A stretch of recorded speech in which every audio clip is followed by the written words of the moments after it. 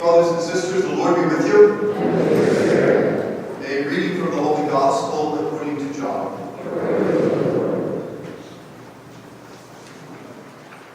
Jesus said to his disciples, I am the true vine, and my Father is the vine grower. He takes away every branch in me that does not bear fruit, and every one that does, he prunes so that it bears more fruit. You are already pruned because of the word that I spoke to you. Remain in me, and as I remain in you. Just as a branch cannot bear fruit on its own unless it remains on the vine, so neither can you unless you remain in me. I am the vine, you are the branches. Whoever remains in me, and I in him, will bear much fruit, because without me you can do nothing. Anyone who does not remain in me will be like a branch and wither and be thrown out. People will gather them and throw them into a fire, and they will be burned. But if you remain in me, and my words remain in you, ask for whatever you want, and it will be done for you. By this is my Father glorified, that you bear much fruit and become my disciples. The Gospel of the Lord. Praise to you, Lord. Everyone. Late tonight, after the 5:30 Mass last night, when everybody was leaving, the sun was setting and it was still real bright. You know, you felt like we're out of the winter season, and everybody was super happy after the 5:30. Really, the Masses today too, so the weather doesn't affect us. Friends of mine live in another state, and several years ago I went to visit them, and they had lots of kids, and one of their sons was not doing very well. He had not finished high school. He was drinking. He was drugging. He moved in with his girlfriend. He had some health issues. He couldn't hold down a job. He had been arrested several times. And he was just kind of in a mess. So when I was leaving to come back home, I pulled him aside. And I said, how you doing? He told me all this stuff. And then I said to him, how you doing with your dad? How's your relationship with your dad? Now, his dad was a coach in lots of the local high schools. So when I said to the kid, how's your relationship with your dad? He says, my dad loves his athletes more than he loves his son. Wow. My dad loves his athletes more than he loves his son. Well, a couple of months ago, I went back to see my friends. I hadn't seen them in several years. And we're there in the living room. All of a sudden, the son comes in. He looks like a new person. Okay? So, it was great. I mean, it was just a fun night. It was really fun. So a couple of days later, when I was leaving, I pulled him aside again. And, how's it going? And he's telling me he got a new job. And he broke up with his girlfriend. She was going her way, but it was really good. And he's going to the gym and all this stuff. And so I say to him, how's your relationship with your dad? And he said, oh, my dad is like my cool older brother. He said, my dad is like my cool older brother. That's quite a difference. That's what 3 or 4 years can make in God's grace. Anyway, in the Gospel today, Jesus is trying to describe his relationship with his followers, with his disciples. And like a good Jewish rabbi, Jesus goes to the Old Testament to look for some images or some wisdom or some metaphors so that would explain his relationship with his disciples. And he comes up with this image of the vine. Jesus says, describing his relationship with his followers, I'm the vine and you are the branches. I'm the vine and you are the branches. Now, this is in chapter 15 of St. St. John's Gospel. Jesus is already in Jerusalem, and some people think that Jesus may have been preaching this when he was in the courtyard in front of the temple in Jerusalem. Now, the temple in Jerusalem was this huge building, you know, like sort of our capital, but it was covered in white marble. And along the top of the temple, walls, was this huge vine with these huge clusters of grapes. And the vine was made out of gold that Jewish people had donated. They wanted to decorate their temple with a symbol, okay, of God's love for them. So there was this huge vine going along the top of the temple. And Jerusalem's in a desert, so it's really bright.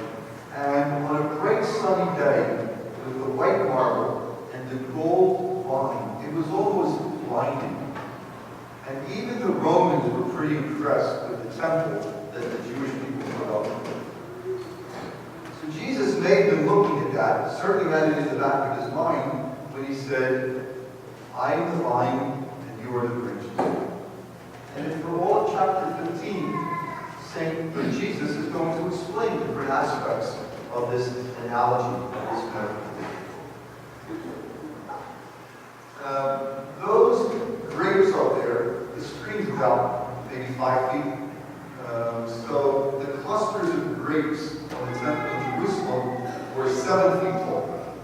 And you can see them from all over. Jesus says that the purpose of him being the vine, and we're the branches, is to bear fruit. Is to bear fruit. And Jesus says that sometimes branches that aren't producing fruit, they're really just sucking sap away from the grapes. And the vine grows out to snip them, prune them. Sometimes there's branches on the vine that are diseased, and they have to be snipped away too. But the goal of raising vines is to produce fruit. And that's what Jesus wants us to do as his followers. That we're called to produce fruit, actually to produce much fruit.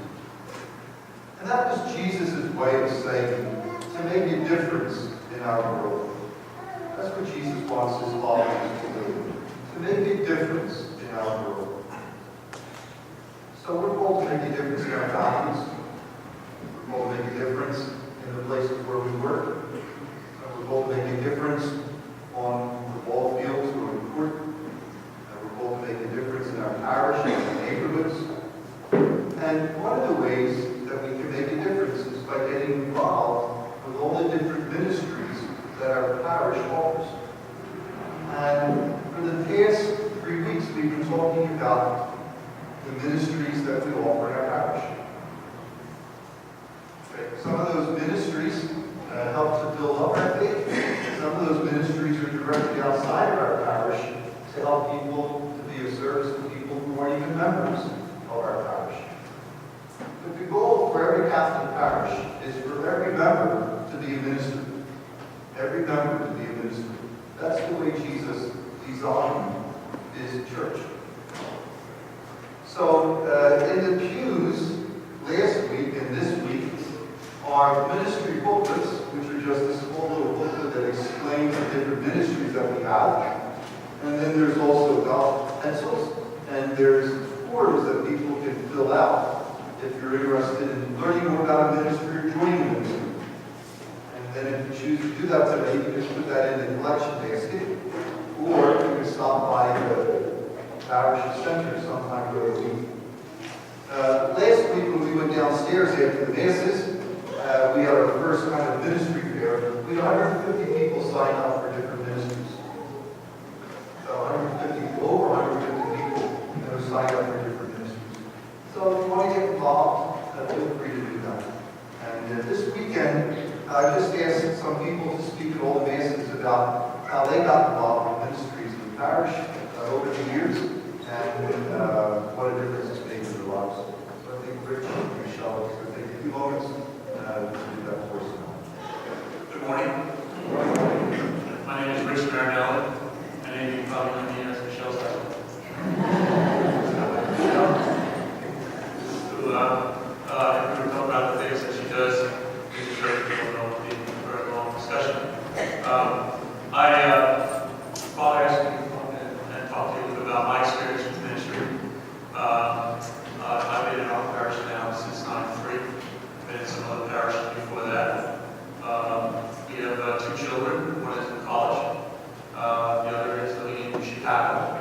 and we certainly miss them. And want to get to see them soon. My son's going home this weekend.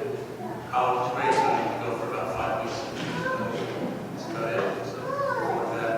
My involvement in ministry started back when I lived in New York. And I was just going to church like everybody. And our priest asked me to be elected. And I was like, well, you're going to stand up in front of all my friends and read. I'm not really a reader. So I got to read this stuff in the classes, I was kind of like nervous about it. And one of the deacons, one of my friends, took me aside and said, you should do this, that it will change your whole perspective on the gospel, on reading the Bible. And I said, okay, well, I'll do it. And I did it, and it's true. And now here in our church, I'm a Eucharistic minister. And no one told me that, but I thought to myself, well, being a Eucharistic minister will probably change my perspective on Eucharist. And it did. So, and what I'll tell you is, I don't know what I want to eat. By the way, today's donuts. But the best way I can describe it is that I got a hunger for the Word of God. And I got a hunger for the Eucharist.